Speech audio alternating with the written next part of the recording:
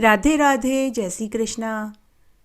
जय हो तुलसी माता की जय, जय हो विष्णु भगवान की जय, जय हो माता लक्ष्मी की जय, जय हो एकादशी भगवान की जय। आइए आज हम एकादशी व्रत के दूसरे दिन पारण में सुनी जाने वाली व्रत कथाएं सुनेंगे। आइए पहली कहानी सुनते हैं।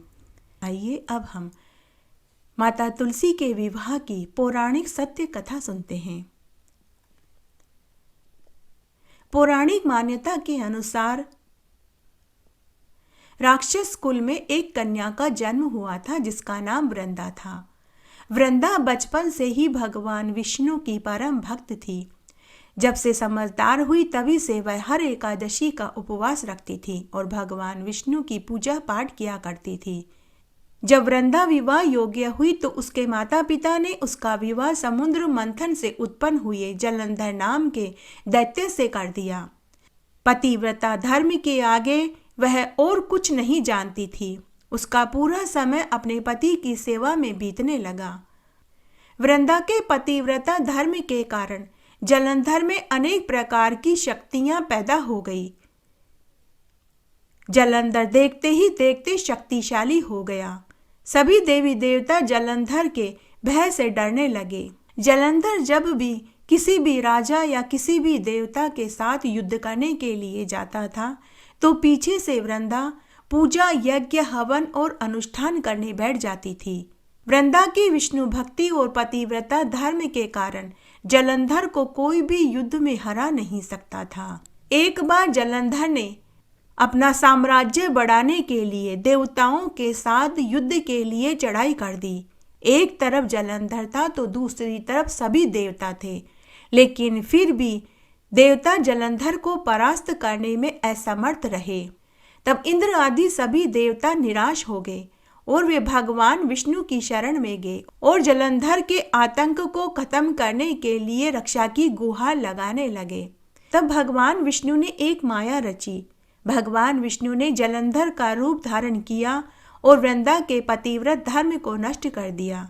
इधर वृंदा का पतिव्रत धर्म नष्ट हुआ, उधर युद्ध में जलंधर मारा गया। जब वृंदा को भगवान विष्णु के छल का पता लगा तो उसने भगवान विष्णु को शिला होने का शाप दे दिया। भगवान विष्णु पहले से ही जानते थे कि यह नियति घटित होने वाली है।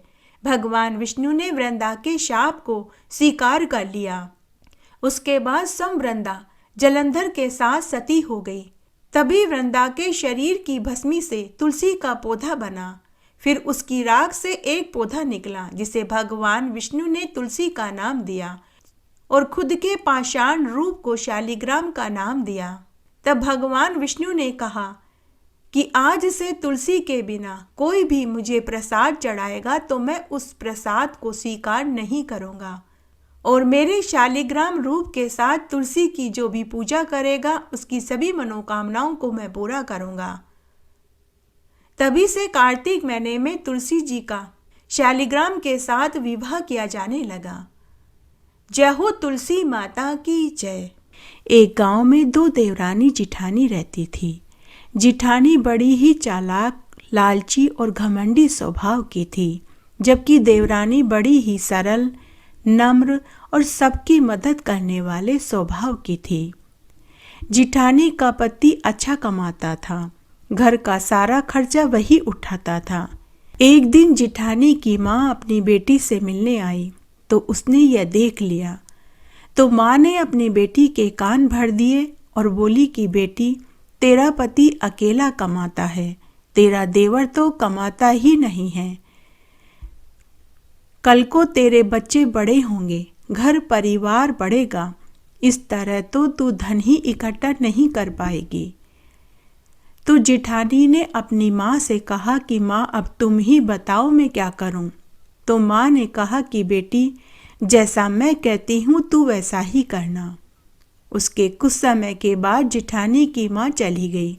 दूसरे दिन जिठानी अपने सास ससुर से बोली कि माँ बाबूजी, मैं अलग रहना चाहती हूँ। मेरे पति अकेले कमाते हैं, देवर जी तो कमाते ही नहीं हैं। इस घर का खर्चा मेरे पति अकेले क्यों उठाए? इसलिए मैं अब अपने पति और दोनों बच्चों के साथ अलग रहना चाहती हूँ। सास ससुर ने अपनी बड़ी बहू को बहुत समझाया, लेकिन वह नहीं मानी। आए दिन लड़ाई झगड़े बढ़ने लगे। रोज रोज के क्लेश से तंग आकर सास ससुर ने उसे अलग कर दिया। तब एक दिन घर, जमीन, जायदाद और मवेशियों का बंटवारा हो गया। जिठानी ने पक्का घर, उपजाऊ जमीन और दूध देने वाली गाय खुद रख ली। गहने घाटे सारे खुद रख लिए और देवरानी को टूटी फूटी झोपड़ी, बंजर जमीन और जो गाय दूध नहीं देती थी, बीमार थी, वह गाय देवरानी को दे दी। साथ ही सास ससुर और कुंवारी ननद की जिम्मेदारी भी देवर देवरानी को दे दी। इस तरह जिठानी ने घर परिवार का बंटवारा कर लिया। घर के सभी अच्छे सामान, नए चांदी के बर्तन उसने खुद रख लिए और पुरानी टूटी फूटी खाट, टेबल, कुर्सी देवर देवरानी को दे दी। जब घर के सारे सामान का बंटवारा हो गया तो देवरानी जिठानी से बोली कि भाभी जी, आपने घर, जमीन, मवेशियों का और गहने गाठों का जो भी बंटवारा किया वह सब मुझे मंजूर है, लेकिन भाभी जी वो तुलसी का पौधा जो आपके आंगन में रह गया है वो मुझे वापस दे दीजिए, या फिर आप मुझे रोज आपके आंगन में आकर तुलसी पूजा करने की अनुमति दे दीजिए। यह सुनते ही जेठानी झल्ला गई और बोली कि अरे मुझे भी इतना समय कहाँ है जो मैं पेड़ पौधों की पूजा करती फिरूं। फिर जेठानी ने गुस्से में तुलसी के पौधे को जड़ से उखाड़ कर देवरानी को दे दी और बोली कि ले तू ही ले जा, तू ही पेड़ पौधों की पूजा करती फिर। तुलसी पूजा और तुलसी पौधे का जिठानी ने अपमान किया तो उसी समय लक्ष्मी जी जिठानी से रुष्ट हो गई और देवरानी के साथ हो ली। देवरानी ने तुलसी के पौधे को अपने आंगन में मिट्टी खोद कर रोप दिया और साथ ही उसने वहाँ बहुत सुंदर सुंदर गेरू के मांडने बनाए, लक्ष्मी जी के पगले बनाए, दीपक चौकी बनाई। देवरानी अब अपनी टूटी फूटी झोपड़ी में रहने लगी। रोज सुबह जल्दी उठकर स्नान आदि करके घर आंगन बुहारती, चूल्हे पर चाय चढ़ाती, अपने सास ससुर ननद, अपने बच्चों और पति को पीने को चाय देती। उसके बाद सूर्य नारायण भगवान को अर्घ्य देती, तुलसी जी को जल से सींचती, दिया बाती करती, मेहंदी, काजल, लच्छा भोग चढ़ाती। शाम को पुनः तुलसी जी में दिया बाती करती। इस तरह समय बीतने लगा। तब एक दिन देवर को बेशकीमती हार नगर में पड़ा हुआ मिला। वह घर आया और अपनी पत्नी को हार दिखाते हुए बोला कि यह हार मुझे रास्ते में पड़ा हुआ मिला था। तो देवरानी ने अपने पति से कहा कि यह हार तो राजा रानी का लगता है, आप यह हार उन्हें महल में जाकर लौटा दीजिए। तब देवर उस हार को लेकर राजा के महल में गया और हार देते हुए बोला कि महाराज, यह हार मुझे रास्ते में पड़ा हुआ मिला था। वह बेशकीमती हार बड़ा ही महंगा था, जो कि रानी का था। शायद किसी दासी ने चोरी करने के नियत से लिया था, लेकिन डर कर उसने रास्ते में ही फेंक दिया था, जिसे ले जाकर देवर ने राजा को पकड़ा दिया। देवर की ईमानदारी से प्रसन्न होकर राजा ने उसे अपने महल में दरबारी की नौकरी दे दी, साथ ही उसे रहने के लिए मकान और खेतीबाड़ी के लिए जमीन दे दी। अब देवरानी अपने पति, सास, ससुर, ननद और बच्चों के साथ नए मकान में रहने लगी। कुछ ही सालों में देवर देवरानी अमीर हो गए। वे अमीर लोगों की श्रेणी में गिने जाने लगे। उसके बाद जब ननद विवाह लायक हुई तो देवर देवरानी ने धूमधाम से अपनी ननद का विवाह भी कर दिया। उधर जिठानी ने जिस दिन माता तुलसी का अपमान किया था, जड़ से उखाड़ कर देवरानी को पकड़ाया था, उसी क्षण माता लक्ष्मी उसके घर से चली गई थी। उसके 6 महीने में ही पति की नौकरी चली गई। बच्चे बीमार हो गए। घर में जो धन रखा था चोर चुरा कर के ले गए। अब तो एक समय के भोजन का जुगाड़ भी वह बड़ी मुश्किल से कर पाती थी। अब जेठानी लोगों के घरों में झाड़ू पोछा कर रही थी। उधर देवर देवरानी दिन दूनी रात चौगुनी तरक्की करने लगे। हे माँ तुलसी, जैसे आप देवर देवरानी पर टूटी वैसे सबके ऊपर टूटना, कहानी कहने वाले के ऊपर, सुनने वाले के ऊपर और हुक्कारा भरने वाले के ऊपर। एक गांव में ननद भाभी रहती थी। ननद धार्मिक विचारों की थी। वह कुंवारी थी। रोज सुबह ब्रह्म मुहूर्त में उठती, नहा धोकर तुलसी जी सींचती थी और संध्या के समय दिया बत्ती करती थी। रोज 5 परिक्रमा लगाया करती थी। ननद को तुलसी माँ से बहुत लगाव था। भाभी को ननद फूटी आंख नहीं सुहाती थी। भाभी जब ननद को तुलसी जी की पूजा पाठ करते देखती तो हमेशा जली कटी सुनाती रहती थी कि क्या रोज रोज तुलसी जी को सींचती है, दिया बत्ती करती है। क्या ससुराल में ये सब चीजें काम आने वाली हैं? घर का चूल्हा चौका क्यों नहीं करती हो? आगे तो यही चीजें काम आएगी। और फिर भाभी गुस्से में ननद से कहती कि जब तेरी शादी होगी तो मैं बारात में तुलसी ही खाने को दूंगी और तुलसी ही दहेज में दे दूंगी। ननद सब बातें सुनकर चुप रह जाती, कुछ नहीं बोलती थी। बड़ी ही धैर्यशील वाली थी। जब ननद विवाह लायक हुई और शादी का दिन आया तो भाभी ने बारातियों के सामने तुलसी का गमला तोड़कर फेंक दिया।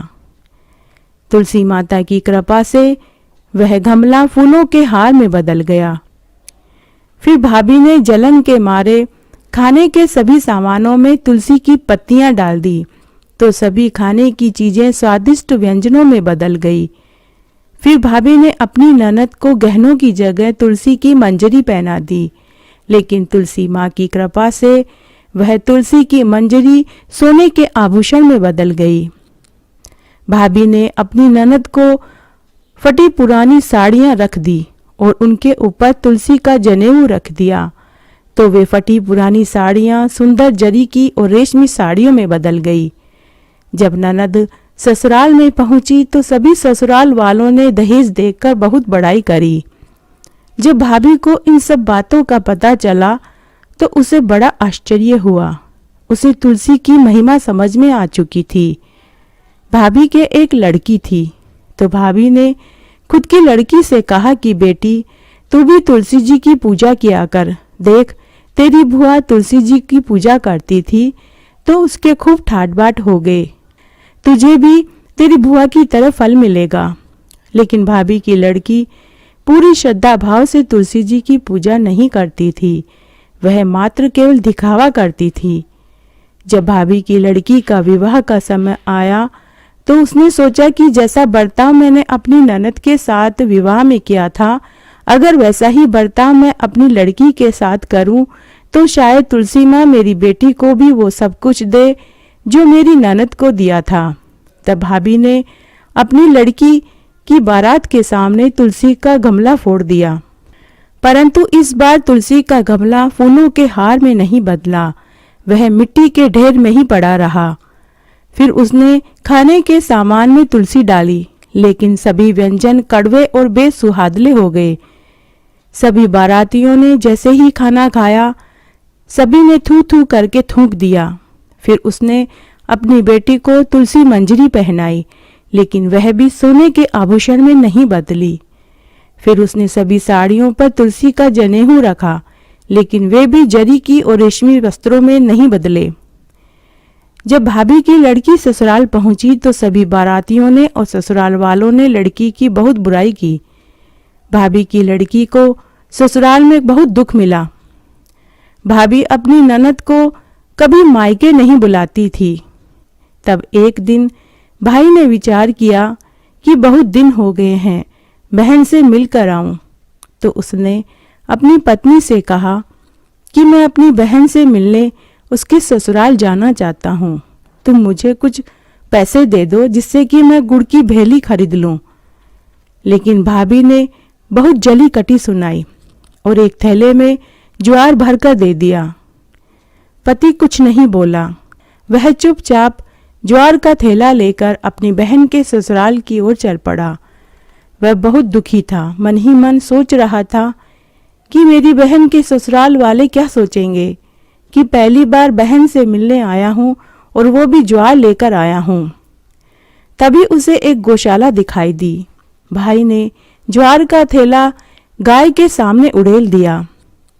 वहां खड़ा गाय का हाली बोला, अरे भाई, गाय चारा खाती है, सोने चांदी और सच्चे मोती थोड़े ही खाती है।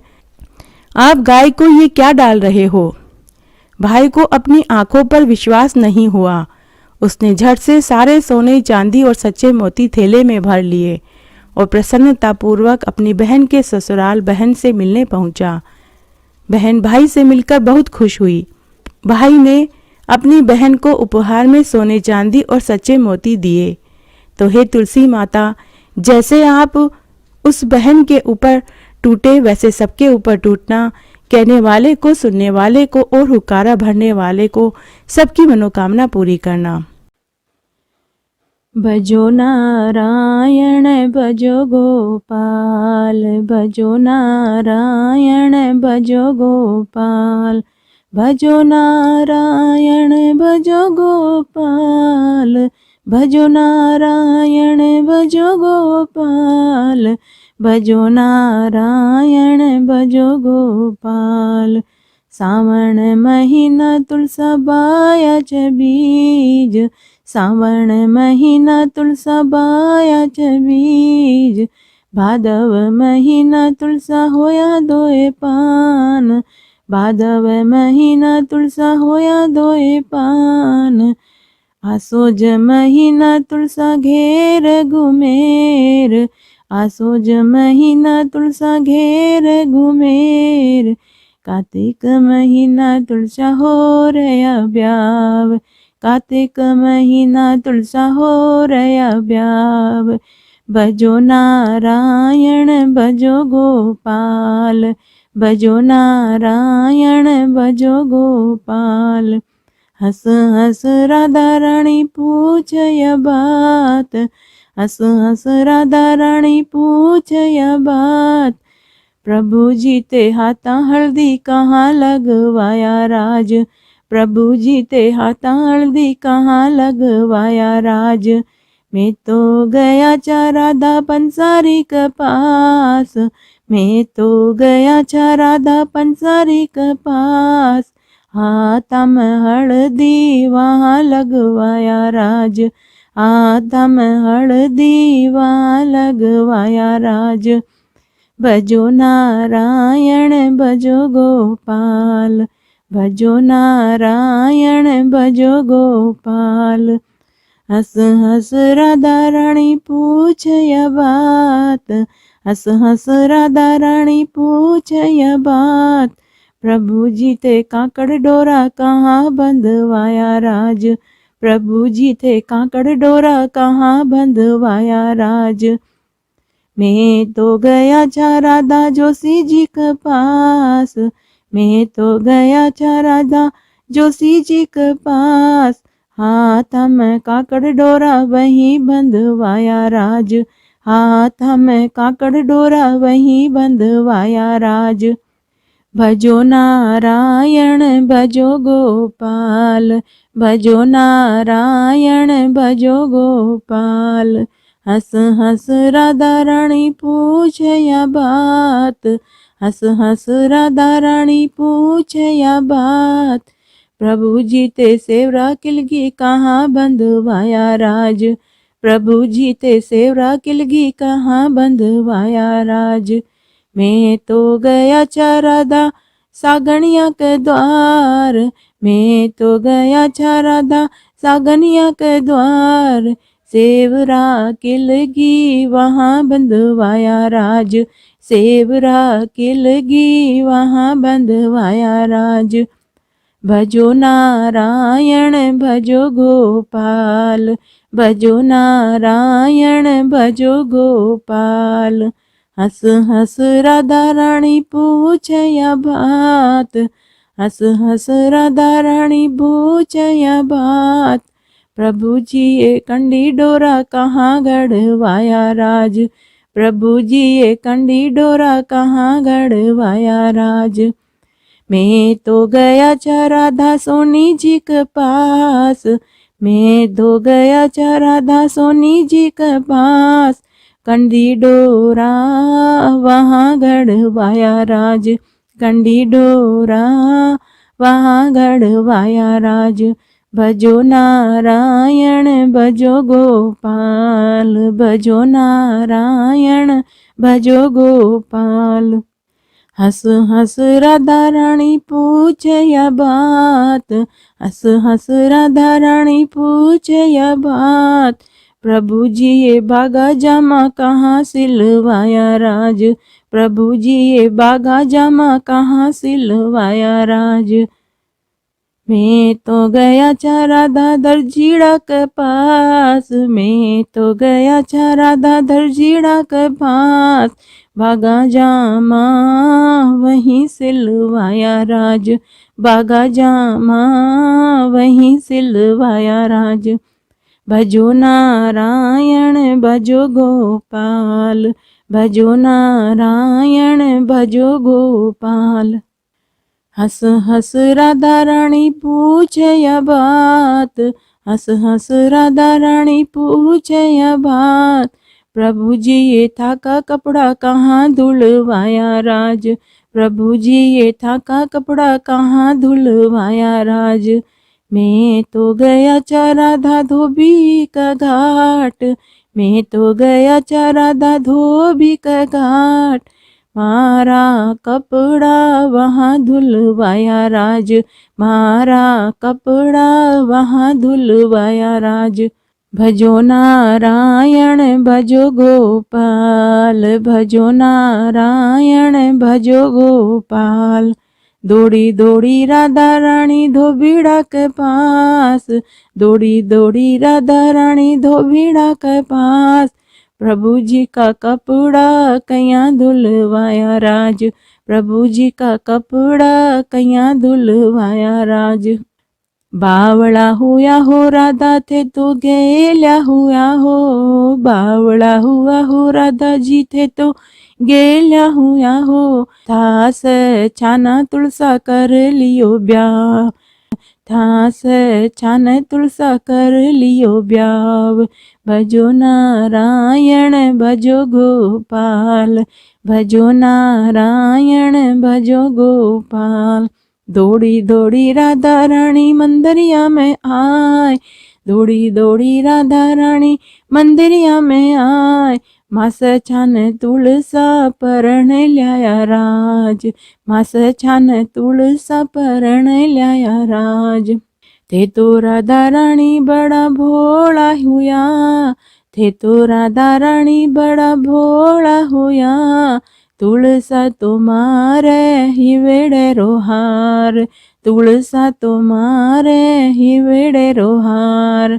भजो नारायण भजो गोपाल, भजो नारायण भजो गोपाल, भजो नारायण भजो गोपाल, भजो नारायण भजो गोपाल, भजो नारायण भजो गोपाल।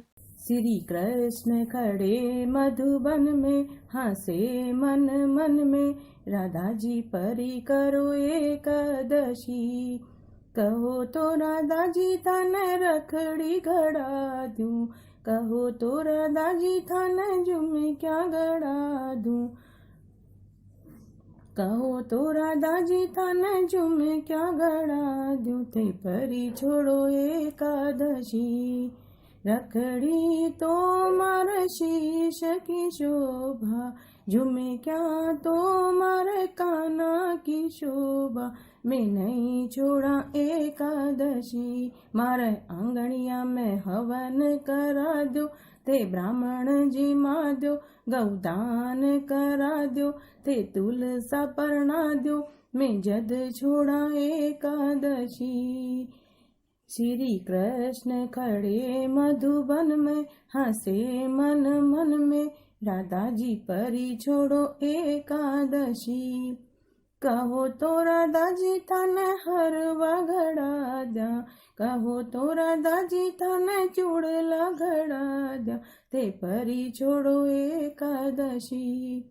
हरवा तो मारे गले की शोभा, चूड़ला तो मारे हाथा की शोभा, मैं नहीं छोड़ा एकादशी।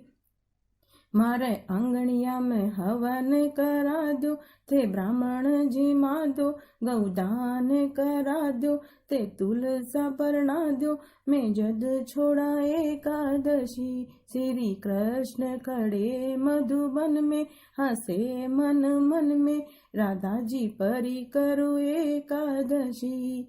कहो तो राधाजी थाने तगड़ी घड़ा द्या, कहो तो राधाजी थाने पायल घड़ा द्या, कहो तो राधाजी थाने बिछिया घड़ा द्या, ते परी छोड़ो एकादशी।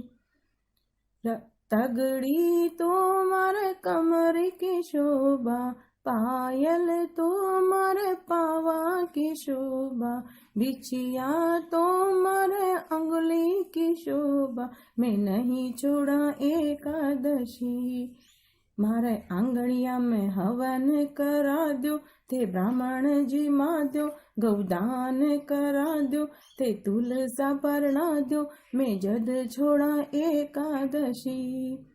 श्री कृष्ण खड़े मधुबन में, हंसे मन मन में, राधा जी परी करो एकादशी। कहो तो राधा जी थाने लहंगो सिला द्या, कहो तो राधा जी थाने अंगिया करा द्या, कहो तो राधा जी थाने चुनर मंगा द्या, ते परी छोड़ो एकादशी। लहंगो तो मारे कमर की शोभा, अंगिया तो मारे अंग की शोभा, चुनरी तो मारे शीश की शोभा, मैं नहीं छोड़ा एकादशी। मारे आंगणिया में हवन करा दो, थे ब्राह्मण जी माध्यो, गौदान करा दो, थे तुलसा परना दो, मैं जद छोड़ा एकादशी। श्री कृष्ण खड़े मधुबन में, हंसे मन मन में, राधा जी परी करो एकादशी। मेरे साथ बने रहने के लिए आपका धन्यवाद। आगे आने वाली कथा कहानी के लिए भी आप इसी तरह मेरे साथ बने रहें। धन्यवाद।